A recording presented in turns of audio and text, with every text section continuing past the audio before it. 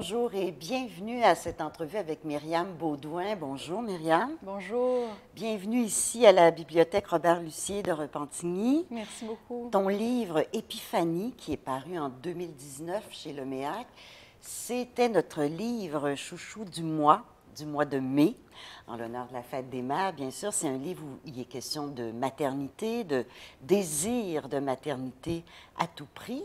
C'est ton 4e livre qui est paru. Donc, il y a eu tout d'abord le livre Un petit bruit sec en 2003, dans lequel tu évoquais le souvenir de ton papa décédé. Tout à fait. Tu as aussi publié en 2006 un livre qui a pour titre Adassa, qui t'a valu le prix littéraire des collégiens et le prix France-Québec. C'est un livre qui s'inspire en grande partie d'une expérience que tu as vécue comme enseignante dans une école juive orthodoxe à Outremont. Oui. On va en reparler. Et puis, tu as publié en 2009 33 Chemins de la baleine, où il est question de trahison amoureuse. Donc, celui-ci, Épiphanie, on dit désir de maternité, c'est un livre qui semble très personnel. Est-ce que c'est le livre le plus intime que tu as écrit? Bien, je dirais qu'Un petit bruit sec, ça a été mon premier roman, c'était tout autant intime. Fait que je pense que c'est les 2 romans les plus autobiographiques où j'ai pas tenté de prendre des détours. Je suis allée direct. J'ai calqué sur mon expérience, sur mes sentiments, sur mes réactions, sur ma vision, ma perception de ce qui arrivait. Donc, les plus honnêtes, finalement. Plus difficile à écrire? En fait, chacun d'eux est difficile parce que même quand j'écris de la fiction, c'est comme si j'entrais dans le monde des personnages, puis j'ai besoin de les ressentir, j'ai besoin de les vivre pour les écrire. J'écris très lentement, donc même quand c'est un personnage que j'invente, je le cherche là, de fond en comble, j'essaie de le connaître de A à Z et de me glisser à l'intérieur. Et bon, dans chacun de mes romans, je pense qu'il y a beaucoup de sensibilité, beaucoup de sentiments, beaucoup d'adversité, beaucoup d'incompréhension. Alors, c'est de se glisser dans cette posture-là, finalement, d'être face à certains murs, face à certains paradoxes, puis de lutter, de passer outre, de découvrir, puis de les vivre. Donc, dans tous mes romans, je pense qu'il y a quelque chose qui est assez douloureux, puis je me prête au jeu parce que je pense que ça fonctionne. Puis je pense que c'est comme ça aussi que peu importe dans l'autobiographie ou la fiction, je suis le plus vrai avec moi-même. Donc, aller au fond des choses, oui. au fond des sentiments, oui, oui, de l'émotivité. Oui. Épiphanie, en tout cas, quand on le lit, on est soi-même très émotive, je dirais. Ça touche à des cordes sensibles, c'est-à-dire la maternité, avoir ou pas d'enfant, vouloir un enfant à tout prix quand ça ne fonctionne pas. Tu as donné à ce livre-là, non pas le qualificatif de roman, mais de confession. Pourquoi? Oui, confession, au sens religieux, c'est de faire un aveu, peut-être à demi-voix. Un aveu de...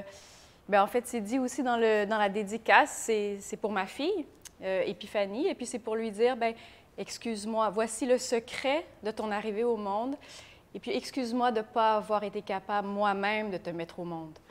Et je pense que c'est ça, c'est un aveu d'une certaine culpabilité. Culpabilité, finalement, qu'elle ait été retirée de sa mère biologique. C'est un chemin là, qui se sépare au moment où l'enfant est confié à la DPJ. C'est aussi un moment très, très dur, je pense, dans sa mémoire à elle, d'avoir grandi, d'avoir été enfantée, d'avoir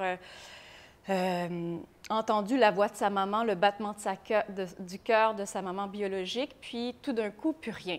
Puis on est séparés, puis on arrive dans un monde médical pendant 20 jours. 20 jours, ça paraît peu, mais ça peut être énorme, ça peut être très, très long pour un bébé naissant qui a les soins de base, mais où le personnel infirmier est débordé. C'est un bébé, quand je suis arrivée, qui n'avait pas été pris dans les bras. C'est un bébé, donc, qui a sûrement souffert de, l'abandon premier, puis ensuite le manque de proximité, le manque de chaleur, le manque... ça a pris des mois, en fait, avant que... Je sais que les infirmières la nourrissaient comme ça, avec le petit biberon, mais ça a pris des mois avant qu'elle accepte d'être collée contre moi. Elle ne pouvait pas. Elle devait toujours me voir face à face. Donc, la nourrir, avoir un nouvel enfant, un bébé naissant, puis de devoir le nourrir face à face pour être certaine que l'enfant... non, elle te jauge, elle te juge, elle veut vérifier si je vais être là pour toujours. Et ça se répercute dans plusieurs aspects d'un enfant adopté, en tout cas de la mienne. Par exemple, ça a été vraiment long avant qu'elle puisse s'endormir face à face. C'est un enfant et un bébé qui, pendant des années, devaient tourner le dos au moment de l'endormissement. Ne pouvaient pas supporter le regard, ne pouvaient pas soutenir. Ne voulait pas être abandonné encore, donc besoin de se tourner avant de faire face au deuil. Donc, Myriam, là, on commence par la fin, en fait, la fin du livre, parce que après avoir essayé pendant près de 15 ans d'avoir un bébé de toutes les façons possibles, après avoir désespéré, tu t'es tournée vers l'adoption. Alors, revenons au début du livre. Donc, au début, tu es dans la vingtaine. Oui. Avec ton amoureux, tout va bien, tu décides comme n'importe quelle jeune fille qui décide d'avoir un bébé. Tu commences par essayer normalement et puis tu rencontres des écueils et des écueils. Oui, bien, au début, on pense que quand on est jeune, quand on a début vingtaine, on se sent invincible, on sent qu'on peut tout faire, qu'on peut voir tous les continents, tous les pays, avoir toutes sortes d'expériences. On se sent invincible. Donc, ce premier grand échec est peut-être le premier de plusieurs, mais c'est le premier très, très grand échec, c'est-à-dire, tu n'arrives pas à tomber enceinte. Puis tes amis te lâchent, que ça commence, tu vois des bébés à gauche, des bébés à droite, tu vois des poussettes, puis Qu'est-ce que tu veux dire, tes amis te lâchent? Non, en fait, tes amis en ont. Ça se passe autour de toi, tes sœurs, tes cousines, tes tantes, dans la rue, t'en vois. Puis quand on commence à vouloir quelque chose, tout à coup, tout autour de nous, hein, on ne voit que cela. Donc, c'était des bébés à gauche et à droite. Puis bon, les mois passent, bientôt une année, puis tu dis, ah ben ça ne marchera pas naturellement peut-être. Qu'est-ce que je pourrais avoir comme petit coup de pouce? Tu commences à lire sur ça, tu commences à compter les jours, vérifier la glaire, etc., etc., la courbe thermique, prise de température le matin, le soir. Ça ne fonctionne pas. Donc là, tu te dis, ben, voyons, ça ne se peut pas que ça ne m'arrive pas. Qu'est-ce que je vais faire? Ah, médecine alternative. Pas toujours pas très, très loin de moi, donc assez accessible. On va aller voir peut-être des tisanes qui renforcent. On va aller voir, au niveau du yoga, peut-être des postures de yoga pro-fécondité. On commence ça. Ensuite, les mois passent, ça ne fonctionne pas. OK, l'acupuncture. Puis il y a des acupuncteurs qui sont en fait spécialisés dans la fécondité. Donc, non, ça ne fonctionne pas. L'ostéopathie. Ensuite, l'ostéopathie intravaginale. Après ça... OK, qu'est-ce qu'on fait? Qu'est-ce qu'il y a d'autre? La réflexologie. Par les pieds, d'accord, on va aller faire des massages, très bien. Les huiles. Les meubles, peut-être ça ne fonctionne pas, les meubles. Peut-être mon lit n'est pas bien positionné. Feng shui, il y a peut-être des flèches empoisonnées dans ma maison. On modifie les meubles. Plus de produits chimiques dans la maison, c'est peut-être ça qui nuit à mon système. On enlève tout. On lave avec des détergents qu'on fait nous-mêmes, avec du vinaigre, de l'écorce de citron. On fait le tour. Tu as tout essayé, ça? J'ai tout essayé. J'ai tout essayé. Finalement, je ne travaillais plus. Je ne pouvais plus travailler, je n'avais pas le temps, j'avais juste des rendez-vous. Donc... Mais c'était une véritable obsession. C'était devenu complètement fou. Puis je ne comprenais pas. Puis il y a un entêtement. Puis je pense que les personnages de mes romans, c'est des femmes très entêtées, déterminées. Je vais aller jusqu'au bout. Puis, c'était impossible pour moi. En fait, comme je l'explique aussi un peu au début, je me disais, est-ce que c'est juste ça ma vie? Je suis en couple, je suis heureuse dans mon couple, je m'entraîne, j'ai assez d'argent pour dépenser, je suis en forme, je voyage. Mais est-ce que c'est juste ça la vie? C'est pas possible. Ça peut pas être suffisant. Pour moi, il y avait quelque chose, ça serait pas ça ma vie. Tu pouvais pas te résoudre à l'idée que tu ne mettrais pas au monde un enfant. Non. Et le besoin de prendre soin était tellement fort. Ça a toujours été très fort depuis que je suis toute petite, mais c'est de prendre soin, de donner à quelqu'un. J'avais l'impression que je tournais en rond. c'était pas suffisant de tourner en rond puis prendre soin de moi. J'avais besoin de prendre soin de quelqu'un d'autre, de porter un enfant. Mais ton amoureux là-dedans, lui? Bien, il m'a suivi. Il m'a suivi, il m'a accompagné. Évidemment, les années ont passé. Et puis, je devenais de plus en plus fatiguée, de plus en plus dépressive, de plus en plus découragée, sans lâcher. Je cherchais tout le temps une quête constante. Il a toujours été là. Puis, à un moment donné, bien, ça devient complètement fou dans le sens où je mettais une poupée en dessous de mes vêtements et j'adoptais la démarche d'une femme qui est enceinte. Ah, ça, c'est une scène qui m'a marquée dans le livre. Tu marches sur la rue avec une poupée, puis dans le fond, tu y crois presque? Oui, tu y crois presque.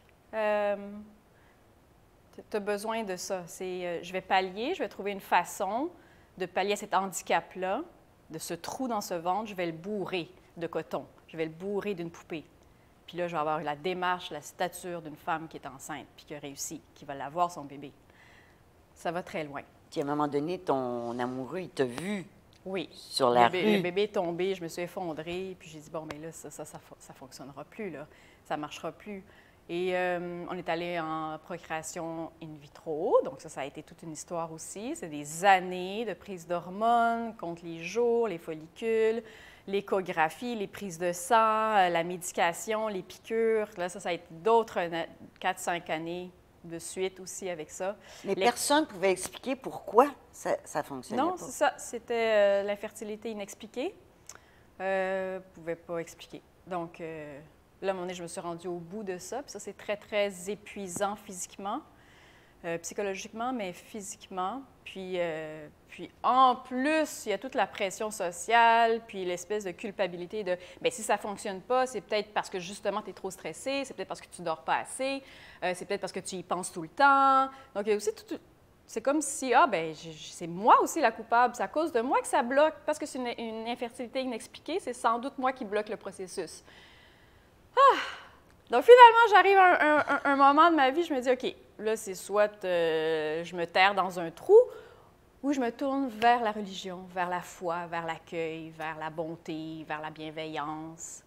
Et c'est ça, j'ai poussé la porte des recluses de Montréal, du Nord-Est. Alors, j'aimerais que tu nous lises justement un petit extrait de ton livre, juste avant, en fait, au moment où tu décides de te tourner vers ces religieuses. On t'écoute. Le corps charcuté par les hormones et les traitements désespérants, le pouls faible, sur une voie sans issue, je continuai quelque temps à gérer des crises d'anxiété qui ressemblaient à des petits arrêts cardiaques, avant de regagner ma place dans le lit conjugal, dans la noirceur d'une chambre installée au sous-sol anti-feng shui avec ses angles, ses mobiliers anciens, ses flèches empoisonnées. Un jour, ce fut l'arrêt total du régime totalitaire pour la fécondité, la fin du courage et de l'acharnement, un terme à mes fréquentations avec de doux et gentils guérisseurs et de froids médecins armés de stylos-billes et de statistiques cruelles. Plusieurs mois plus tard, encore extrêmement déconstruite, j'ai fait comme tant d'humains en danger, j'ai cherché à disparaître. Mais au lieu de me suicider, je me suis tournée vers l'Église, poussant de larges portes qui menaient tout droit à une retraite chez les recluses missionnaires. J'étais trempée et frissonnante de giboulée, pleine de nuit, quand sœur Thérèse m'ouvrit la porte. « Entrez vite, ma pauvre dame, venez vous réchauffer à l'intérieur. » Donc, moment important dans ta vie, il s'est passé quelque chose là auprès de ces religieuses. Bien, ça a été un arrêt. C'est un arrêt de tout. Un silence, c'était chez les reclusiennes missionnaires de Montréal, donc vraiment le silence total. Combien de temps? Je ne sais plus, peut-être 2 semaines. Un endroit où on a le droit de parler seulement avec la sœur lorsqu'on prend un rendez-vous dans son bureau. Mais sinon, avec les autres pensionnaires, c'est le silence absolu. On se suit à la queue leu-leu. On va au réfectoire, on va marcher dans la forêt, on va à la prière. Et j'ai toujours été très, très impressionnée par les gens qui ont la foi, les gens qui sont croyants, les gens qui prient en communauté. Toi, tu n'avais pas la foi? Non, je me rappelle, j'ai grandi quand même en allant à l'église tous les dimanches. Et puis, je me rappelle, j'étais très, très, très jeune. Puis j'étais toujours incrédule. J'étais toujours, mais qu'est-ce qui se passe? Qu'est-ce qu'ils ressentent, eux, que moi, je ne ressens pas? Qu'est-ce qui les lie? Qu'est-ce qui leur permet d'y croire? J'ai pas eu ce don-là. Puis justement, dans le roman, il y a une conversation avec une des religieuses qui, je lui dis, mais pourquoi moi, je n'ai pas ce don-là de croire? Et je finis par croire qu'on ne peut pas avoir tous les dons, hein, que ça, c'est un cadeau que je n'ai pas eu. Mais je suis quand même fascinée. Je trouve ça fascinant. Puis on le voit aussi dans mon roman Hadassa. Et même dans 33 chemins de la baleine, il y a quelque chose qui est toujours présent dans la religion. Elle est là. Probablement parce que elle fait partie de ma culture aussi. Hein? J'ai grandi dans ça. Puis, mais voilà, mais à un moment donné, dans cette recluse-là, dans cette retraite-là, il y a une petite religieuse, toute petite. Et c'était un soir, il faisait sombre dans les couloirs. Et puis cette petite sœur Angéline, elle m'a dit « Viens avec moi, viens avec moi ». Et je l'ai suivie. Puis elle avait une chandelle. Puis tout à coup, elle s'est approchée d'une grande toile, une peinture absolument sublime. Puis tout à coup, je l'ai vue, cette toile-là que je n'avais pas vue. Là, je marchais là tous les jours, mais elle a fait lumière sur la scène biblique où Moïse est dans un petit panier d'osier, dans les roseaux. Et c'est là que ça fait clic. C'est là que j'ai compris ce qui m'attendait. Puis j'ai entendu, c'est comme si j'étais rentrée dans la toile, grâce à cette petite sœur Angéline, juste avant qu'elle se retourne. Et j'ai entendu les pas d'une femme s'approcher, prendre le panier d'osier, le soulever, toute l'eau qui ruisselle, et la femme qui marche avec le panier, et l'enfant à aimer. Donc, ça a été le début d'autre chose, d'une autre vie. Donc, c'est là que ensuite, tu t'es tournée vers l'adoption. Oui, exactement. Je suis rentrée chez moi, c'était clair comme de l'eau de roche. Je me suis dit, ah, ça y est, DPJ, banque mixte, je m'inscris. Et la première tentative n'a pas été facile. Non, parce que, bon, après quand même plusieurs étapes, quand on entre à la DPJ puis on veut un projet d'adoption en banque mixte, il y a beaucoup de choses, beaucoup d'échelons à gravir. Mais une fois que j'y suis arrivée, que notre dossier a été retenu, qu'on devait attendre tout simplement un coup de téléphone, il y en a eu un premier. C'était une enfant de 6 semaines. Donc, ce qui est particulier dans ce monde-là de l'adoption au Québec, c'est que la chambre doit être prête. On vient visiter, il y a des inspecteurs qui viennent vérifier que la chambre elle est propre, qu'il y a une fenêtre, qu'il y a une porte de sortie, qu'on a un lit, on a des biberons, on a des couches. Tout doit être vraiment très, très prêt. Puis évidemment, tout notre dossier professionnel, personnel, nos contacts, tout a été fait au peigne fin. Mais une fois que la chambre est toute prête, on attend le téléphone. Puis donc, on avertit nos employeurs qu'on peut quitter d'une seconde à l'autre. Et puis, ça a été le cas de ce premier appel. C'était un petit bébé, Luna Grace, de 6 semaines, qui était à l'hôpital, qui avait été retiré de sa maman en milieu carcéral à la naissance. Et bien, ça a été une rencontre très forte parce que ce petit bébé-là, elle était couchée sur une petite fille avec les cheveux drus, noirs, des grands yeux en amande. Elle était couchée là, à l'hôpital, là, dans la pouponnière. Puis juste à côté de son petit lit, il y avait une poussette. C'est tout ce qu'elle avait, cet enfant-là, c'est la poussette. Donc, je pouvais partir avec la poussette et le bébé. C'était facile comme ça. Hein? Puis le corps, en fait, les infirmières n'attendaient que cela, finalement, que cette petite soit prise, puis qu'elle quitte l'hôpital, puis qu'elle soit aimée et prise dans des bras. Mais dès qu'on est arrivé, je pense que mon conjoint plus que moi, on s'est aperçu que l'enfant avait une fixité oculaire, c'est-à-dire qu'il n'avait aucun contact avec son environnement. Même si je me penchais sur elle, son regard ne croisait jamais, jamais le mien. Elle était raide, raide, raide. Puis elle donnait des gros coups, des petites menottes, des gros coups tout le temps, tout le temps. Et bon, j'ai évidemment voulu nier ça. Je l'ai serré très, très fort contre moi pour ne pas qu'on voie ses yeux, pour ne pas qu'on voie qu'il y a un problème, mais évidemment, tout le monde s'en a aperçu. Puis avant que l'enfant soit adopté ou pris en charge, il fallait qu'elle passe plusieurs tests médicaux. Puis d'ailleurs, ça avait déjà commencé avant que nous, on arrive. Puis on s'est aperçu que cet enfant-là aurait très vraisemblablement beaucoup, beaucoup de problèmes de santé.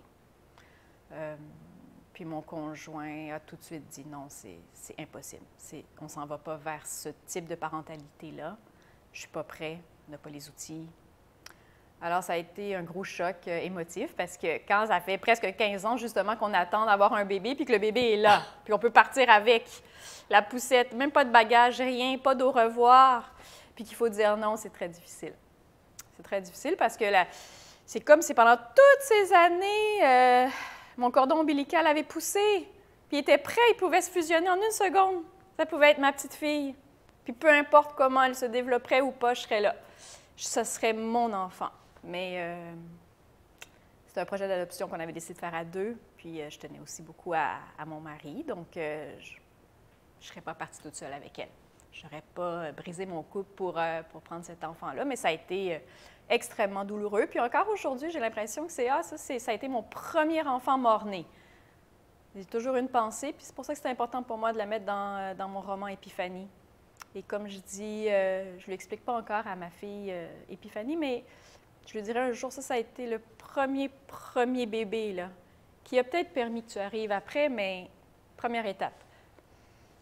Et heureusement, cet enfant-là a été adopté par des parents qui avaient un autre enfant avec de lourds problèmes, de lourds handicaps. Donc ça, je pense que ça m'a permis de faire la paix avec ça. De savoir qu'elle était prise en charge, en tout cas, déjà. Oui, parce que c'est une grande culpabilité aussi de se dire, bien, si moi je ne la prends pas, qui va la prendre, qui va s'en occuper? Ça a été difficile. Donc après, il y a eu l'adoption d'Épiphanie, qui est rendue à quel âge? Là? Elle vient d'avoir 7 ans. 7 ans? Oui. C'est incroyable. Oui, je l'ai rencontrée à 20 jours, puis elle vient d'avoir 7 ans. Elle va bien? Elle va très bien. Elle va très, très bien. C'est ma fille. C'est comme je lui dis, ben c'est toi que j'attendais. C'est toi pendant. Tu ne peux pas imaginer, puis pour un enfant de 7 ans, 15 ans, c'est rien, elle ne comprend pas ce que c'est, mais elle ne peut pas imaginer combien ça a été difficile d'arriver jusqu'à elle. Hein? Combien ça a été difficile. Mais elle est extraordinaire. Et après? Oui. Après Épiphanie, il y a eu autre chose. Oui, et c'est ma fille, Fanny, qui l'a dit aux autres. Et ça lui permet aussi, je pense, de digérer le fait qu'elle est adoptée. Ça lui donne un rôle très beau, très lumineux. Elle le dit, elle dit, bien, moi, j'ai guéri le ventre de maman. Quand je n'étais pas là, maman elle avait le ventre brisé. Quand je suis arrivée, j'ai réparé son ventre et elle est tombée enceinte. Donc, c'est peut-être ça aussi. Ça a activé, cet enfant-là, quand je l'ai eu, évidemment, elle a été en porte-bébé nuit et jour pendant des mois et des mois, même si pour la faire boire, il fallait la déposer pour qu'elle me regarde, mais tellement collée sur moi, peut-être que ça a joué un rôle. On ne saura jamais. Hein? Ce qui a débloqué la fertilité, je suis tombée enceinte quelques mois plus tard d'une autre petite fille. Donc, elles ont 16 mois de différence. On les appelle les jumelles. Une très, très brune, l'autre blonde et blanche. Donc, Et donc, est-ce qu'on aura un jour la suite d'Épiphanie comme livre? En fait, je ferai pas. En fait, ce roman-là, comme tous mes romans, sont toujours coupés. Puis, ce roman-là, il y a au moins 70 pages qui ont été coupées pour la publication. Puis ça, c'était 70 pages sur les 2 premières années d'Épiphanie. Donc, comment ça a été difficile, comment on a dû s'adapter, comment on a dû tisser le lien, comment elle a dû me faire confiance, comment on a géré ça. Et c'était toutes des petites histoires. Ça a été retiré. Est-ce qu'un jour, j'en ferai quelque chose? Si ce n'est pas pour la publication, c'est évidemment que je vais retranscrire à la plume, que je vais lui offrir un jour. Sans doute. Pour elle, donc. Oui, pour elle. Myriam, j'aimerais qu'on parle juste un peu quand même de ton arrivée à l'écriture. Hein, tu as grandi à l'étranger, un père diplomate. Tu as fait ton enfance, ton adolescence, donc en Afrique en partie. Oui. Tu es revenu ici, puis tu as étudié en littérature. Tu es allé quelques années enseigner au Brésil. Tu es revenu. Qu'est-ce qui fait qu'à un moment donné, tu t'es dit, OK, là, je me lance dans l'écriture avec Un petit bruit sec, donc ton premier livre. Est-ce que c'est quelque chose que tu avais en toi depuis longtemps ou ça t'est arrivé comme ça? Non, j'ai toujours écrit beaucoup pour moi, des journaux intimes. Je faisais aussi de la poésie quand j'étais plus jeune, adolescente. On me dit, j'ai des amis de mes parents qui me disent, quand toi, quand tu étais toute petite, on était à la plage C'était la plage au Burundi, puis tu passais ton après-midi sous une serviette de plage à écrire dans un cahier. Donc, je racontais tout ce qui arrivait, tout ce qui se passait, qui disait quoi. J'ai toujours eu le besoin de garder des traces à l'écrit. J'accumule pas des objets, mais j'accumule des passages, des moments, des soirées. Encore aujourd'hui? Encore aujourd'hui, j'ai besoin de les transcrire. J'ai besoin que ça reste pour toujours. Puis, c'est ça, quand je suis revenue d'Afrique, très peu de temps après, mon père est décédé très rapidement. Et puis, ça a juste été naturel de mettre ça en mots pour ne pas perdre, pour ne pas oublier. J'étais confrontée au fait qu'il parte aussi vite. Puis qu'après ça, tous les gens autour de moi vivent un deuil très différent auquel je m'attendais. Tout le monde était prêt à aller de l'avant, à jeter, à donner, à nettoyer. On avance dans la vie, on tourne la page.